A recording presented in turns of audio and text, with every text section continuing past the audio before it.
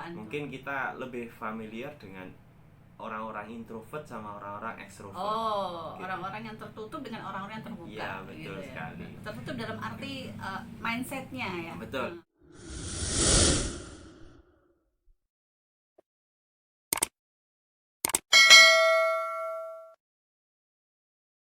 Selamat pagi Mas Umam. Selamat pagi, assalamualaikum warahmatullahi wabarakatuh. Waalaikumsalam warahmatullahi wabarakatuh. Bertemu lagi. Iya. Dan sekian minggu. Dan akhirnya pakai batik lagi. Iya, setiap ketemu Desi kok pakai batik ya. Kalau kemarin enggak. Iya. Jadi identik gitu kalau ketemu Desi pakai nggak batik. tahu ya. Nggak tahu ya.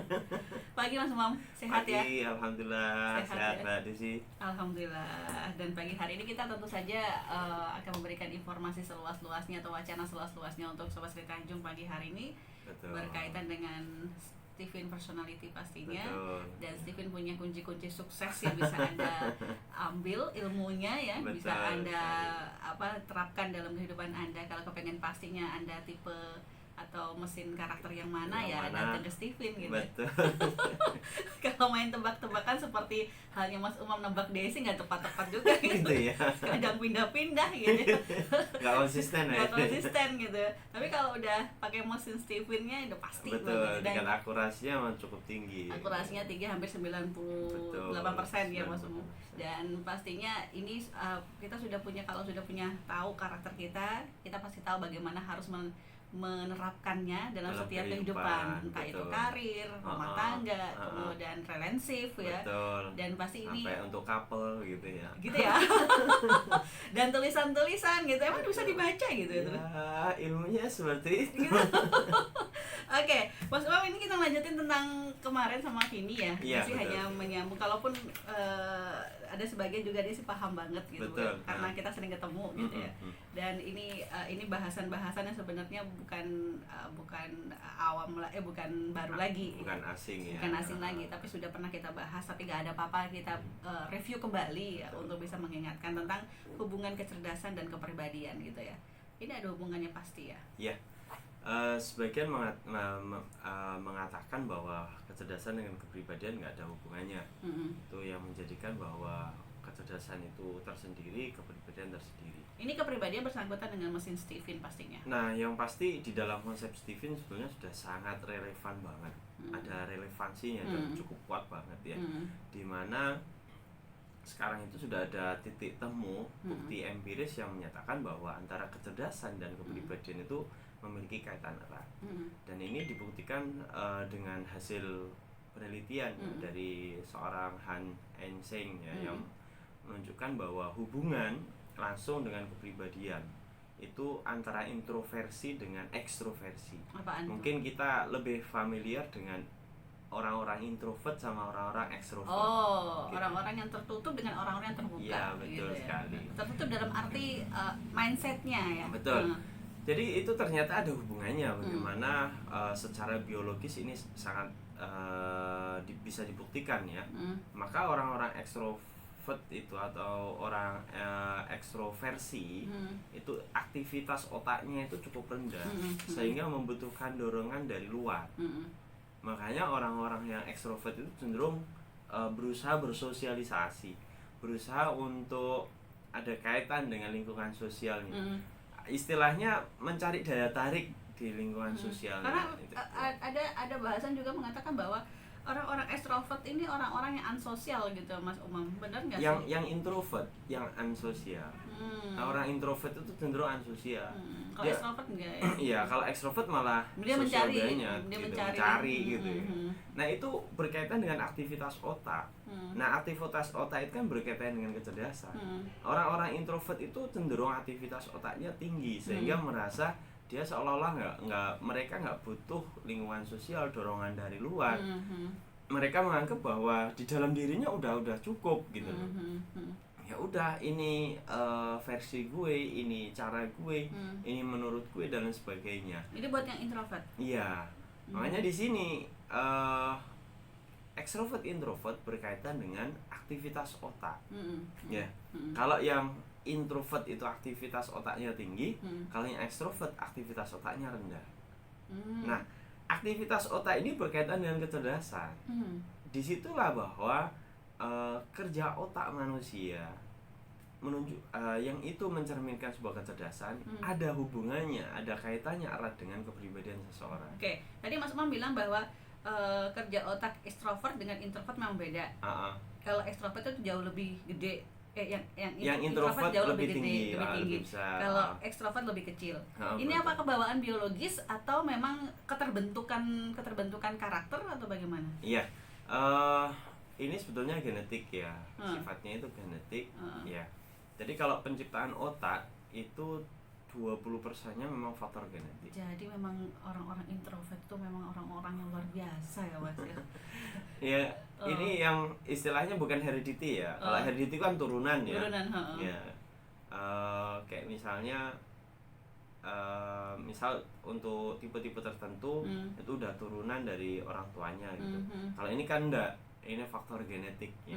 Jadi genetik itu sudah ini loh, udah dari Tuhannya, dari sononya kayak gitu. Makanya karakter seseorang itu sebetulnya kondisi hari ini, kondisi fenotip ya, fenotip kondisi hari ini itu terdiri dari 20% faktor genetik, yang 80% faktor lingkungan. 80%. Sehingga kita itu sebenarnya ada kaitannya dari kita memiliki kepribadian memang bawaan oroknya, gawan bayan bahasa Inggrisnya. Nah, terus dipengaruhi oleh lingkungan, gitu loh. Nah, di sinilah jadi satu sehingga menjadi karakter. Sehingga hari ini kita itu karakter gitu. Saya ketemu Mbak Desi, saya ketemu karakter Mbak Desi. Mbak Desi ini terbentuk dari apa? 20% dari genetik, 80%-nya dari lingkungan.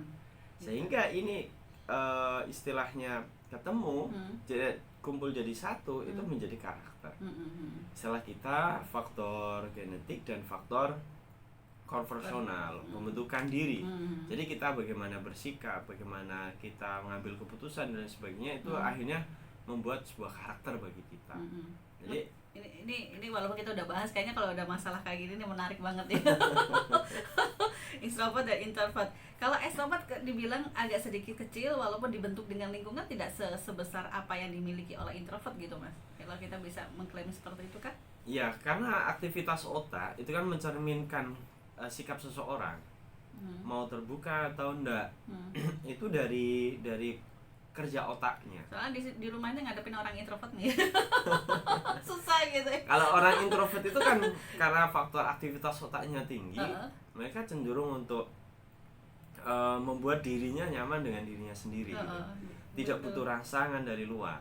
Dan memang susah beradaptasi kalau dia bilang. Betul. Dia harus memilih teman untuk bisa nyaman dengannya. Dan semua orang bisa bertahan dengan orang-orang introvert kalau dia bilang gitu ya. Iya. Kalau kita sih enggak Mas ya.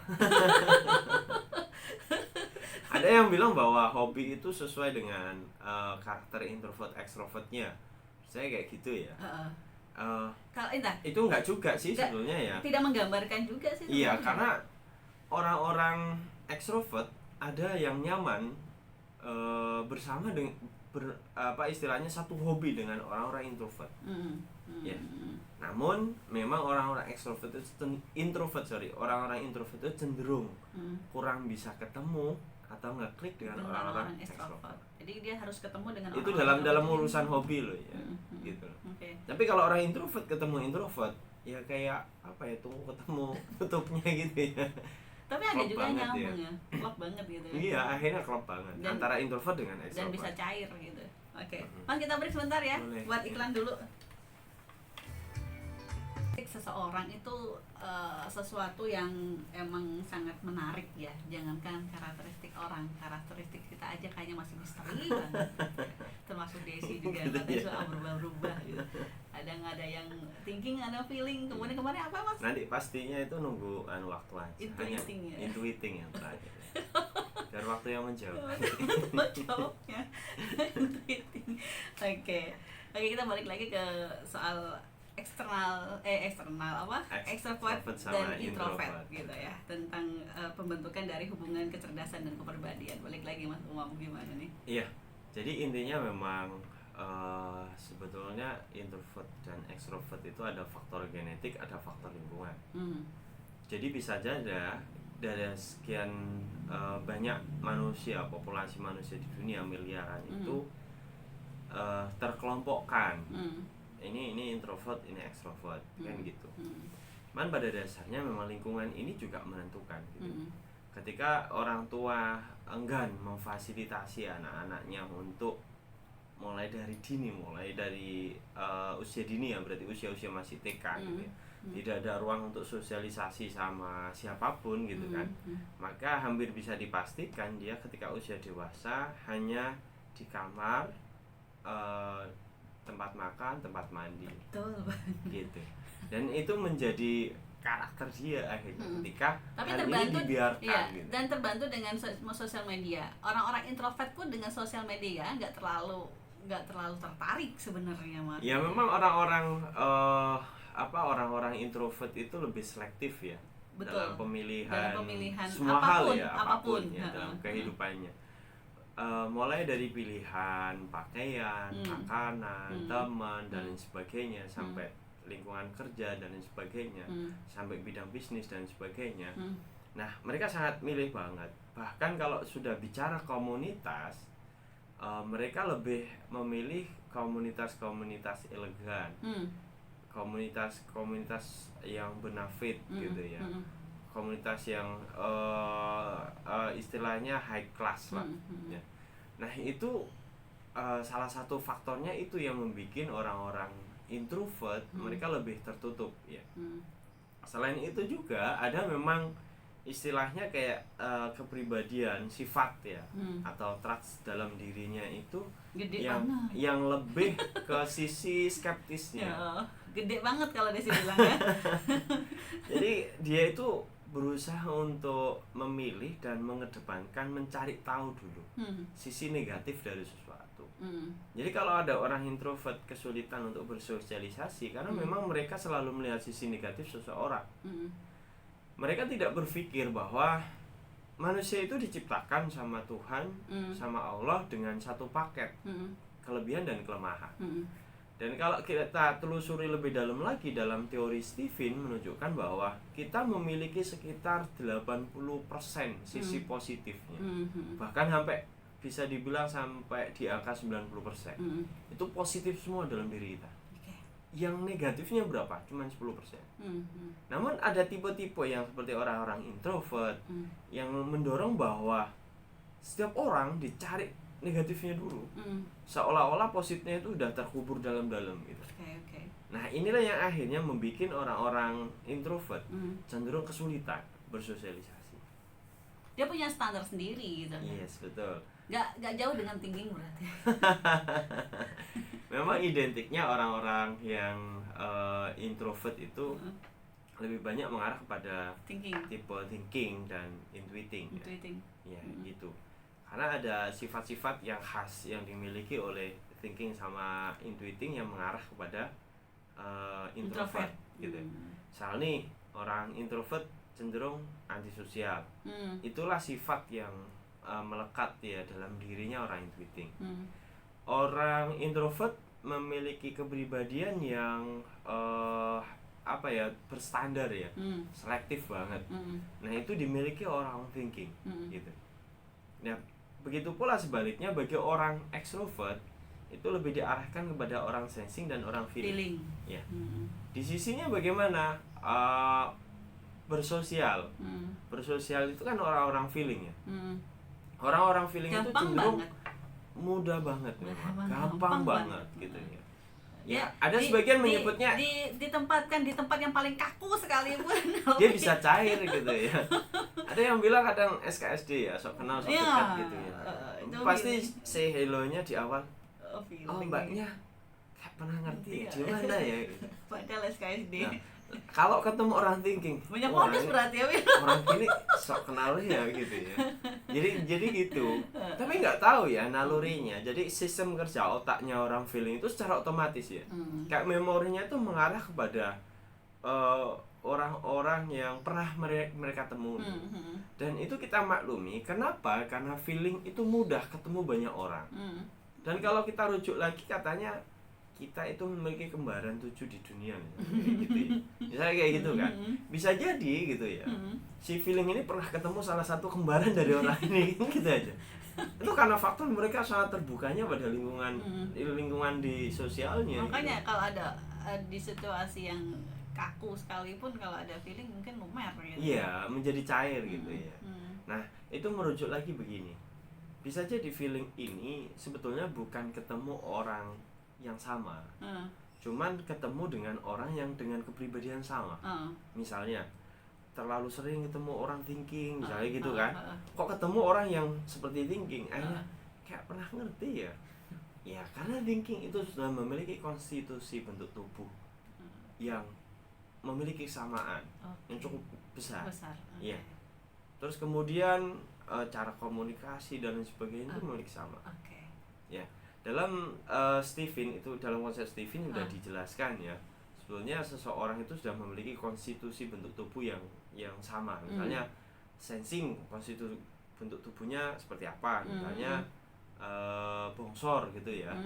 Jadi potensi untuk, istilahnya potensi untuk gendutnya itu cukup tinggi. Gitu kan. Kalau nggak gitu biasanya badannya kecil tapi bawa magicom kemana-mana misalnya. Perutnya yang buncit dulu gitu. Itu emang bisa dilihat ya, Pak? Iya. Gitu ya? Itu mewakili lah gitu ya.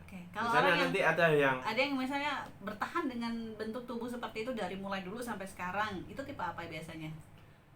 Sebenarnya nggak jaminan juga sih ya. Kan gitu karena ya? faktor ini dan itu, banyak faktor ya. Gaya hidup juga bisa. Iya gitu betul ya? gitu ya.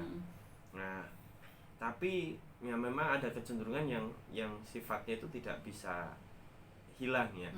Misal masih kecil udah bongsor banget, itu ada potensi kemungkinan orang-orang yang introvert ya.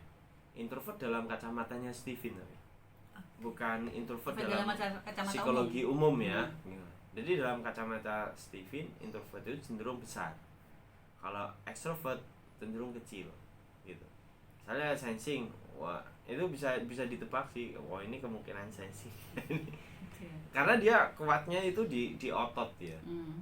Jadi otot, besarnya otot dengan besarnya tulang berbeda.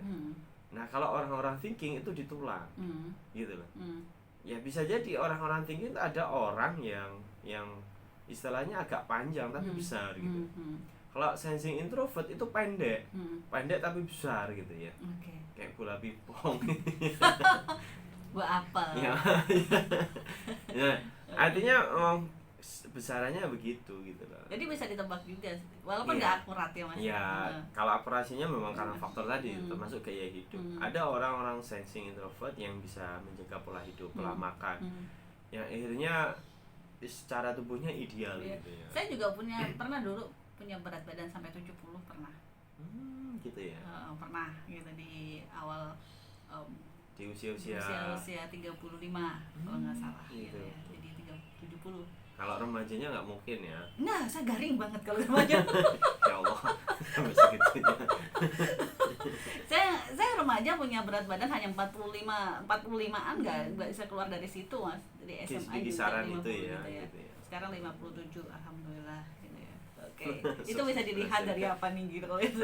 Kalau itu kita melihat ya dari banyak hal ya, tidak hanya dari ukurannya, termasuk maaf ya, bentuk matanya, ya terus kemudian bentuk hidung, bentuk bibir, terus betis, kayak gitu bentuk ini wajah, tadi yang segitiga, oval, segi 5, segi 6 nggak ada sih kayaknya. Kalau dia sih bundar sebenarnya cuma bawaannya hijab aja deh. Menutupi ya. cabi. Ada tubuh-tubuh itu datar ya, tidak sama dengan konstitusi tubuh bentuk lain ya. Mereka datar gitu. Itu sebetulnya dimiliki oleh orang insting. Berbeda sekali ya. Jadi sekian tipe itu memiliki khas ya dari sisi ini ya, sisi ini. Kalau insting datar, sehingga dari konstitusi bentuk tubuhnya kayak rata gimana gitu ya. Dan ya memang akhirnya punya kelebihan. Itu seolah-olah menjadi kelemahan, tapi sebenarnya punya kelebihan. Kenapa? Sangat beruntung lah punya istri yang insting. Gitu. Karena apa? Dipakai baju apapun pantas. Ya. Hubungannya dengan kecerdasan Mas tadi. Yang mana? Yang introvert tadi, introvert. Ya kalau yang introvert extrovert sebenarnya nggak ada hubungannya dengan konstitusi bentuk tubuh. Karena Stephen lebih spesifik ya. Oke. Jadi kemarin ada General Stadium itu Dr. Hendra itu memang salah satu orang yang expert ya di bidang kesehatan yang memang melakukan riset tentang kesehatan dari sudut pandang Stephen ya.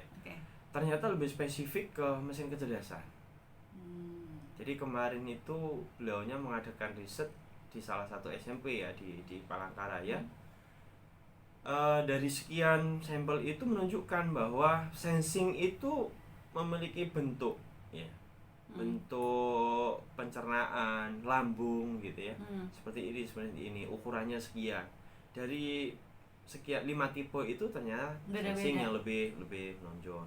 Kalau thinking lebih ke ginjalnya gitu. Kalau yang intuiting livernya, hatinya. Utamanya adalah liver bagian kanan, hati bagian kanan. Kalau feeling paru-paru bagian kanan ya, nggak salah ya gitu. Jadi ini hasil riset. Kalau insting ya? Itu jantungnya. Hasil riset juga ini berarti. Iya, riset itu. Dr. Hendra. Iya. Nah, dari sini kalau dihubungkan dengan introvert extrovert sebenarnya nggak ada. Stevie lebih spesifik lagi. Jadi ini adalah organ dominan ya. Misalnya kayak sensing, organ dominannya lebih ke lambung. Berarti organ yang paling kuatnya di mana? Di lambung. Sehingga kalau sudah lambungnya bermasalah, hampir bisa dipastikan semua organ lain akan bermasalah. Thinking, organ dominannya apa? Di ginjal. Kalau udah ginjalnya bermasalah, maka hampir bisa dipastikan semua organnya bermasalah. Intuiting livernya, kalau feeling paru-parunya, kalau insting ginjalnya. Jadi kalau insting, ibaratnya kalau insting ginjal udah sakit, berarti semua juga mungkin. Iya, betul. Jadi tergantung bagaimana kesehatan ginjalnya. Iya, makanya kan kalau ada insting gitu ya. Kalau insting jantung. Kalau insting jantung. Kalau thinking tadi sensing itu lambung, thinking ginjal, intuiting liver, kalau feeling paru-paru. Jantung tadi insting. Kalau insting jantung. Jadi ibaratkan kalau misalnya jantung bermasalah, itu kan mempengaruhi organ yang lain. Betul. Gitu. Makanya kan suplemennya nanti disesuaikan juga gitu ya. Misalnya kayak sensing konsumnya misal madu. Kalau thinking itu buah delima. Gitu ya.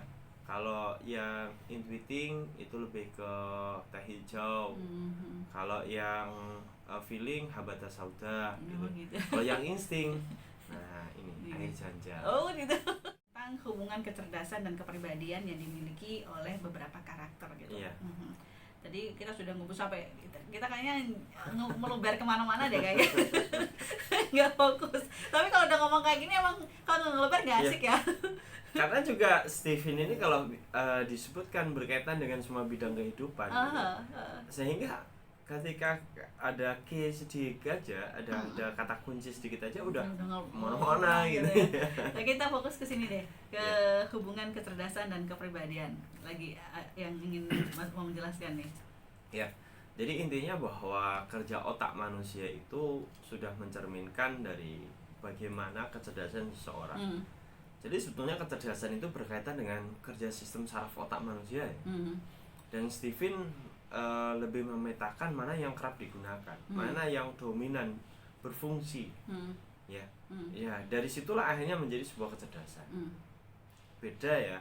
Ada orang yang melihat kecerdasan itu IQ. Wah, anakku cerdas banget. Dia bisa ini IQ-nya sekian. Nah, IQ dengan kecerdasan sebenarnya berbeda. Nggak nyambung. Jadi nggak nyambung, Mas. Ada kaitannya, cuman ini tidak jaminan gitu. Gitu ya. Jadi kalau IQ lebih kemana nih? Lebih ke kapasitas otak ya.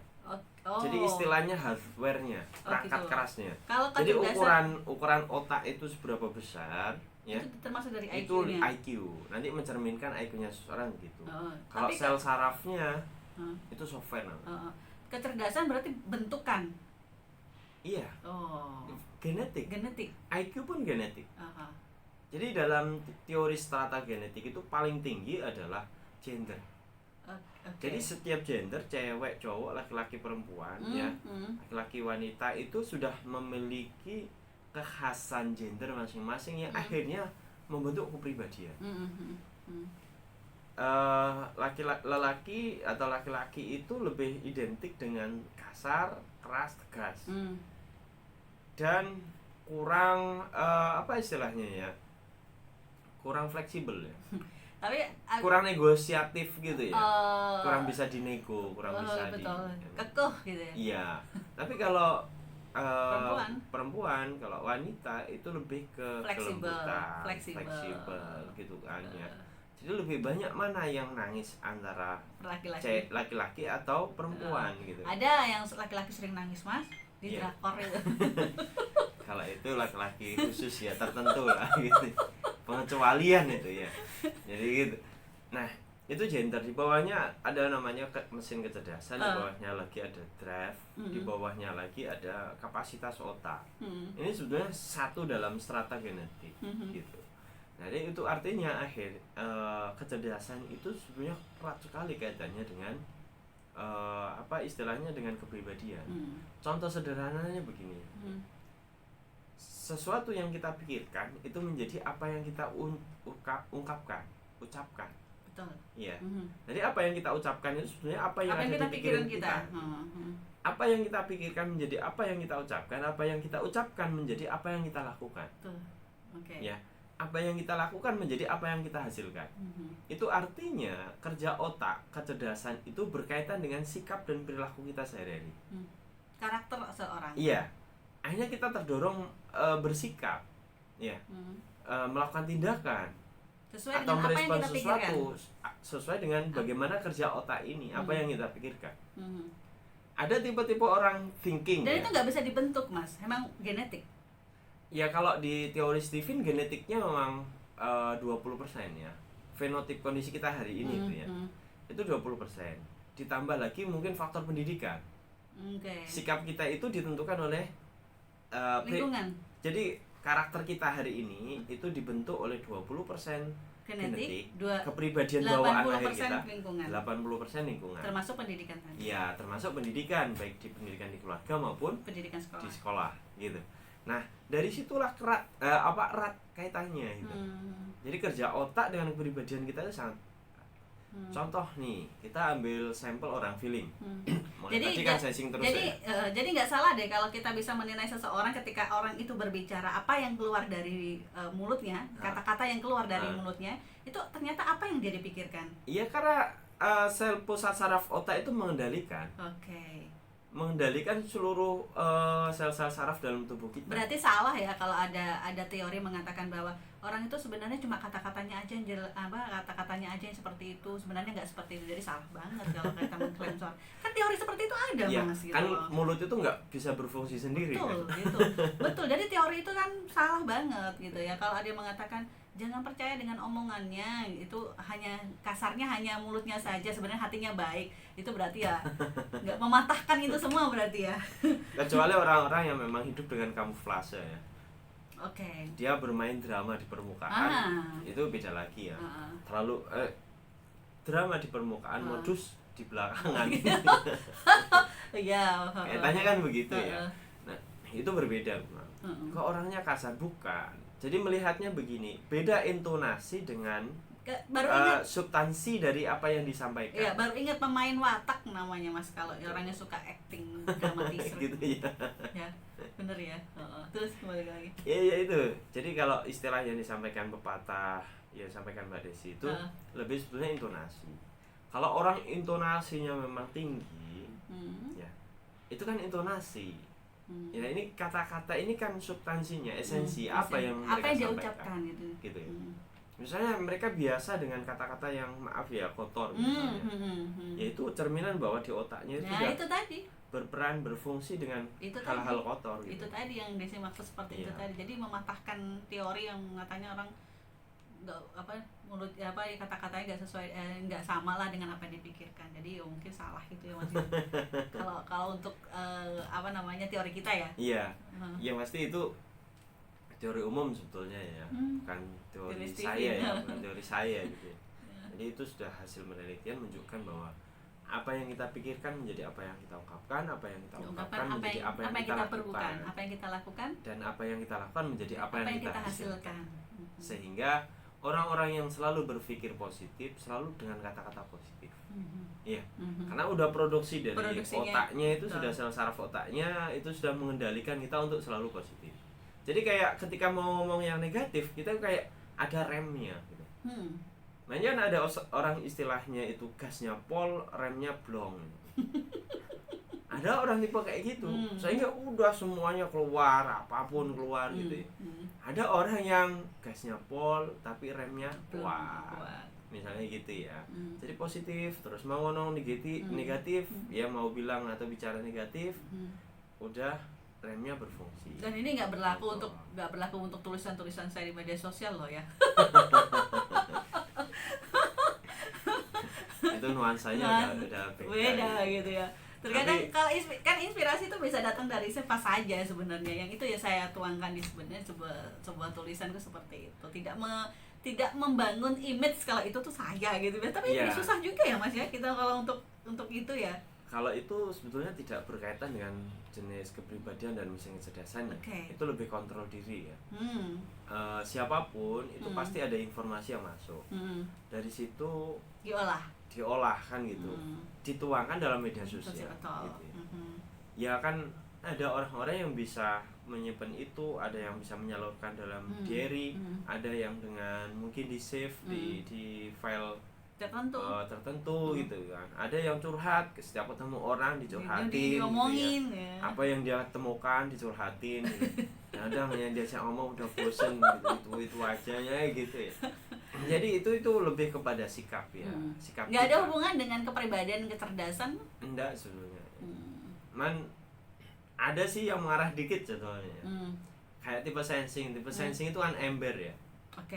Lebih ya. Jadi semua informasi ditampung, semua informasi dikeluarin gitu. Termasuk juga masalah rumah tangganya gitu ya. Iya. Sembarang itu sudah. Kadang saya tuh geleng-geleng kepala kalau udah nulis seperti itu. Itu kepribadian orang aja.